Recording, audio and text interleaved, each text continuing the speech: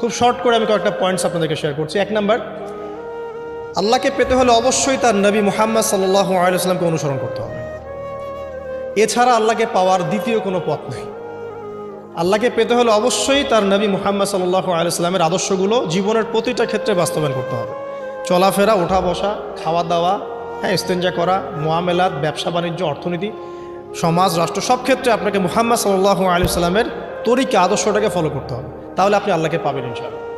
যে ব্যক্তি আল্লাহকে পেয়েছে সে দুনিয়াও পেয়েছে, আখিরাতও পেয়েছে। যে আল্লাহকে পায় নাই, দুনিয়াও বরবাদ, আখিরাতও বরবাদ। এক নাম্বার তাহলে কি কাজ? আল্লাহ পাকের সর্বশেষ নবী মুহাম্মদ সাল্লাল্লাহু আলাইহি ওয়াসাল্লামকে অনুসরণ করা, তার আদর্শ মেনে চলা, এক নাম্বার। দুই নাম্বার হচ্ছে 5 ওয়াক্ত নামাজ। আল্লাহকে পেতে হলে নামাজ লাগবে।